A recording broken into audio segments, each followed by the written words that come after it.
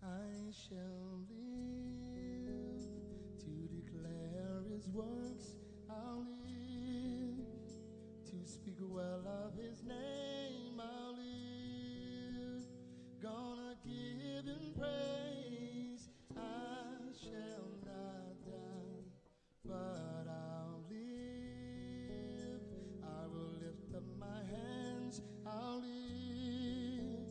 Trials don't have a chance. I'll live, gonna give him praise. I shall not die, but I'll live.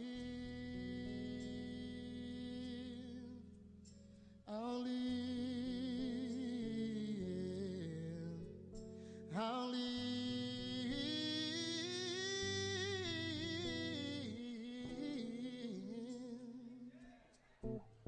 I shall live to declare the works of the Lord. Oh yes, I'm gonna live. Oh yes, what you have to understand is after fatigue set in, then there's failure. Failure because there is no more excitement that this can be done. And I'm looking at the text and I'm asking God, what is it about this half-done building? Why was it that they shifted their focus from building to the rubbish? And I'm saying, won't the rubbish there in the beginning? Yes, sir, and yes, ma'am. But they looked past the rubbish because they already saw excitement and us getting over everything that we have to get over. You better go back and you better pick up your rubbish and you better deal with it so that you can get over.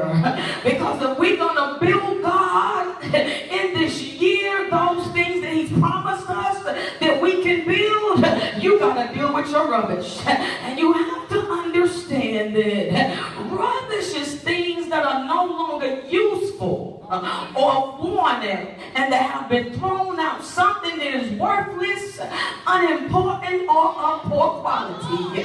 Why is it that we are the only people that go pick up something that's useless? It has no value to it. It can do nothing for me but frustrate me.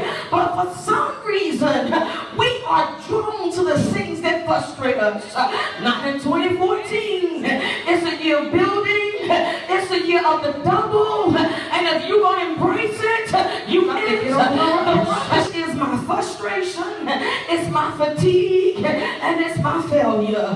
Why is it that every time God has called me to do something, it ain't you, it ain't your hair, it's my frustrations, it's my fatigue, and it's my failure that get me a half-built wall. I've been through enough in all of the years, and if this is the 7th year that I no longer deal with what was, why God I can't build God a full building? It's because I got over everything but the rubbish.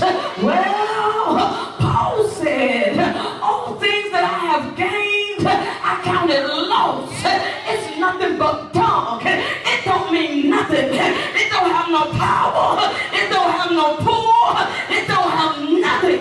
Because I'm over all the rubbish that was put in my way.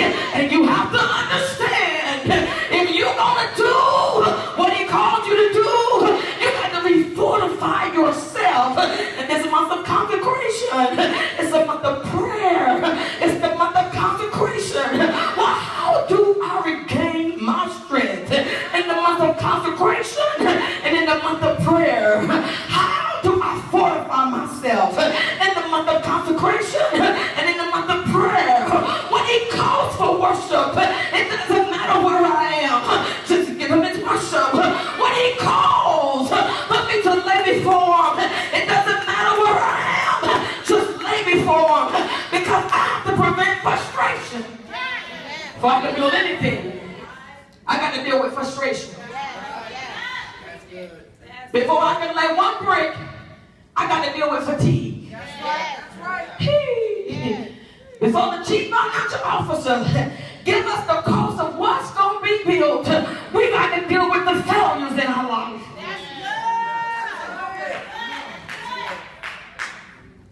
And the son told her, it's rubbish.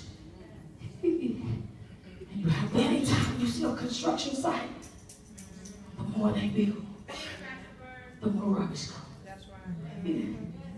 The more they knock down, the more stuff appears. Yeah, that's right. That's right. That's right. The more they pull back, the more stuff pops up. But we're excited about what we're building, that we don't deal with the rubbish. And in this year, there is potential and power on the inside of us, but we'll never see it if we don't deal with the rubbish in our life. Ministries are dying. Families are falling apart. Churches are being closed because they don't deal with the rubbish. What you have to understand is, as I read the text, underneath the rubbish was black stones. Black stones that had been tested. Black stones that had been tried. The only thing that was keeping the black stones from becoming who they were is I didn't deal with the rubbish. If you don't deal with your rubbish, you're going to prevent somebody else from becoming who they were ordained to become. Because the black stones that's attached to my life is under the rubbish that I refuse to deal with. But I'm building. I'm only going to be a new me if I deal with the garbage in my life. So what we do is, we get to the last month of each year. We say, girl, I ain't going to be like that next year. I'm going to go into 2014. You'll see. No. That's what we do. But when 2014 comes, same way. Dealing with the same thing. It's only because we didn't deal with the rubbish. We didn't get over it. We got over them foreclosing on the house. We got over them repossessing the car. Come on here. We even got over getting laid off our job. Yeah. But the stuff that's on the inside of us, oh God, the stuff that was implanted in us when we was a little somebody, the stuff that was spoken over our lives 12 years ago, we never got over. Oh, we never got over it. Jesus, right. And so it grew up to be bigger than me.